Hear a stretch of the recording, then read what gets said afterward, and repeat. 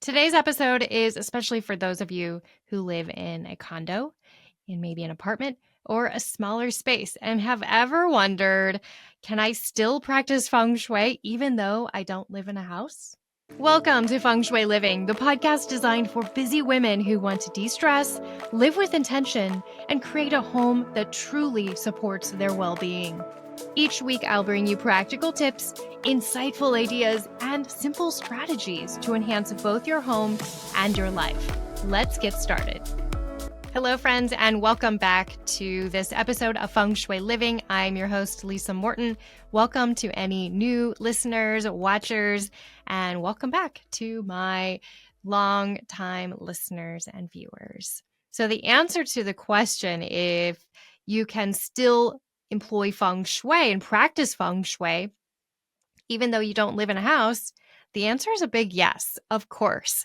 Feng Shui isn't about square footage, right? It isn't about whether you rent the space, you own the space, it's big or small. It's about the energy flow of your environment and how that space feels to you and also how it supports your life. So today we're diving into why energy alignment is valuable no matter the size of your space and some of those common challenges that we get into. So let's start with something really important. Your home is your home. I'm going to say it again for those of you in the apartment and temporary living. Your home is your home. No matter how temporary, no matter how compact, or how unconventional it might seem, your home is your home. Energy responds to your intention. You can absolutely create a magnificent space that feels sacred, abundant, clear, whether you're in an RV or the 15th floor of a high-rise building. So I've personally experienced a lot of this. We've lived in condos. We lived in a townhome. We've gone through a lot of experiences moving. There's a time we even lived with my husband's little brother. We were moving and at a terrible time finding a home. We moved in with his little brother for a little while, which his brother was still in his 20s and going out. And here we were, these old people working, and it was kind of hilarious. But I remember moving here to Indiana, and my husband had taken this role with the company and they wanted him there in like 2 weeks. It had to happen fast. And I was knee deep in projects. I had some big projects, some big design projects. I had a major kitchen remodel that I was working on with a client. I couldn't up and leave that quickly. And so I lived in Ohio and my husband lived in Indiana. I stayed back and tied up my work and prepared a house to get sold. We did that for 8 months. And I'll tell you, it was hard. Every weekend I would drive to Indiana to my husband's apartment, or he'd come home once in a while, but it was easier for me. I'd take a long weekend and drive in, and then we would do house hunting. We really had to be intentional with our space and really create it into a home.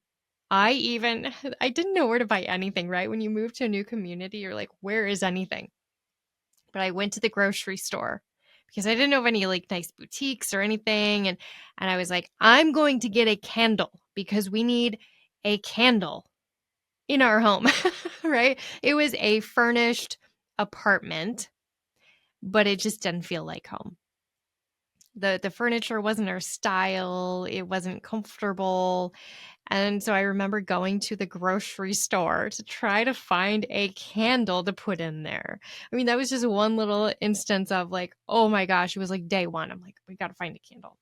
Just little things. But I've been there. So it was temporary. I eventually moved. I tied up my work. I sold the house. And then I moved to Indiana and we lived in this apartment until we could move into our home, because I want to say it was another month until the home we purchased here was that we could move in. So it was a thing. I've been there. If you need like a virtual hug regarding this, let me know. I'm here for you.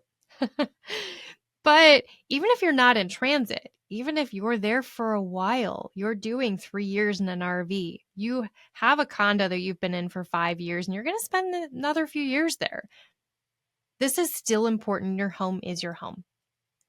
So here are some feng shui insights tailored really to apartment and condo small space living. So number 1 is create a defined entry point.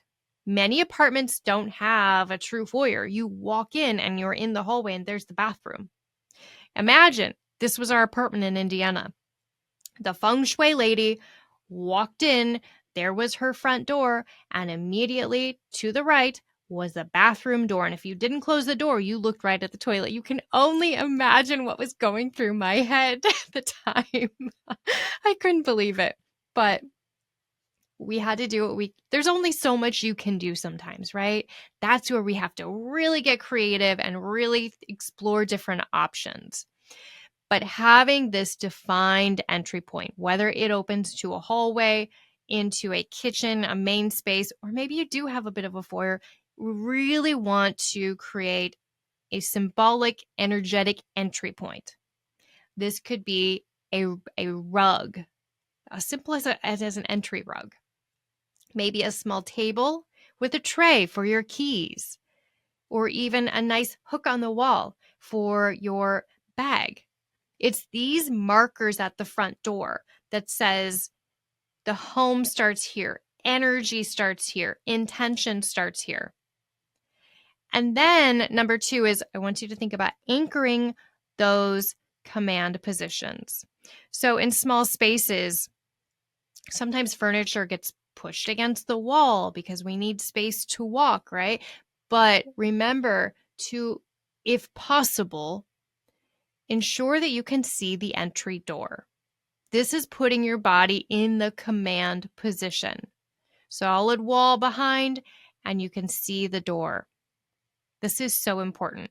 It's going to give you a sense of energetic grounding, especially in a space that might be high up off the earth, might be on wheels.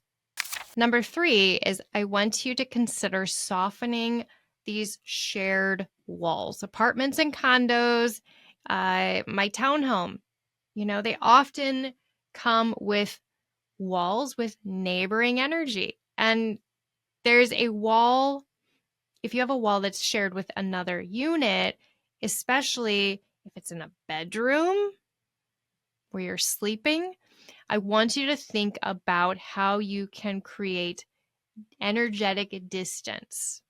I like to use a lot of stones. I might use grounding stones, protection stones, but also think about art, fabrics, textures to create some sort of energetic insulation, okay? Plants and say a Himalayan salt lamp would also be a great way to create more of a boundary between you and that other wall. When I think about this, it just brings me so much. Maybe the word is a feeling of anxiety, because we once had, in our townhome that we lived in St. Louis, we shared a wall. And one day, my husband and I were carpooling at the time. One day we walked in the door, opened the door, and stepped down and splash into water. The whole main floor was filled with 2 inches of water.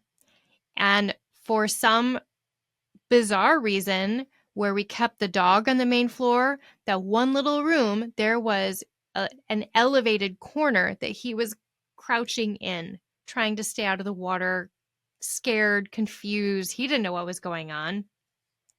And it turns out our neighbor's outside spigot, she didn't turn it off for the winter, and it froze and it exploded. So water was going everywhere in her space, and then it was coming over to ours. So I can't help, whenever I think of a shared wall, I picture that walking in, splash.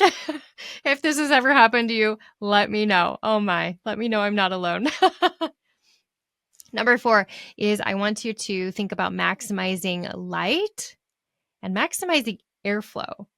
Apartments can sometimes feel dark, sometimes stuffy if you don't have the right with the placement of windows. And you can't do anything, right? It is what it is. And sometimes you can't always choose the direction your apartment's going to face. You have a building and you get to choose this one or one of these three. So really think about keeping those windows sparkling clean. Instead of heavy drapes or blinds, add some soft sheer curtains. Even adding some white sheers or a white off-white linen-y drapery panel on both sides will brighten the room. It will make the window feel larger, and it will generally just feel brighter and refreshed in there. Just a little trick that I've actually done. Also, think about air purifying plants to refresh the air. Essential oils. Diffuse essential oils in your space. Again, I love citrus. I'm always talking about citrus. You may not be a citrus fan, but if you've never tried citrus, I love it. I also recently, my friend Misty told me to try orange with just one little drop of peppermint in my diffuser. And it's cleansing, refreshing with a little pop of something. It's really fun. If you are really struggling with light, you can also bring in mirrors because mirrors reflect light and make the room feel brighter. Keep in mind what the mirror is reflecting. So before you hang it, hold it up, look in the directions. We want to avoid having it reflect anything that's not so desirable, such as a ceiling fan or something that you just really don't want to amplify the energy of. So that's maximize light and airflow. Next, we have bring the 5 elements in. When you can't control the structure of your space, you can control the elements within it. So bring in the wood element with plants, the color green, fire element with some candles or some warm fuchsia, red, orange colors, earth element, maybe a piece of pottery or some stones, metal element, anything metallic, a cool metallic lamp, and then the water element. So this could be your mirror or some sort of wavy pattern. Maybe you have a curved sofa. These elements help balance and bring harmony to your space, no matter the size. And number 6, personalize with intention. This is really the key in any home, especially in rentals or temporary spaces. And I recently recorded an episode all about slow decorating. And even though you're in a small space, you might not have a lot of pieces, furniture and accessories, still go slow. Slow and intentional. If you're not allowed to paint, think about removable wallpaper. There are some really great removable wallpapers out there. You can also hang pretty textiles or frame a pretty fabric and put it on the wall. Think of other ways that you can bring decor in that won't damage, that won't cause problems when you go to move out of this space. And then number 7, this is important. I want you to think about respecting the boundaries of your space. When you live close to others, it's important to energetically define what is yours. Use intention. This can be rituals such as sound clearing, smudging. Be careful if you aren't allowed to burn for some reason. You can also use water, like my Good She space clearing spritz or some sort of spritz with water. Misting this around, creating ceremony, and really connecting to the boundaries of your space as well as the interior. This is saying to the space, this space supports me and protects me and belongs to me. This is home. So if you are living in an apartment, in a condo, in a tiny home, in an RV, what else is there? Remember that you don't have to compromise on good energy. You can have amazing energy in your space. It just means getting a little creative, right? Getting a little creative, get those creative juices going. How can you modify and make it work for you. So wherever you are right now, friends, take a deep breath and look around and ask yourself, what small little shift can I make today to invite in some more flow? I'm so happy you're here, and I'm grateful for you taking the time to listen to this episode. I hope it brought you tons of good information. If you know someone who lives in a temporary space, in a tiny home, in an RV or a condo, share this with them. I so appreciate it. We'll see you next time. Special thanks to our sponsor, Elevated Living School of Holistic Design and Feng Shui. For more information, head over to the show notes. If you enjoyed this episode, be sure to subscribe, give us a 5-star review, and share this episode with a friend. We'll see you next time.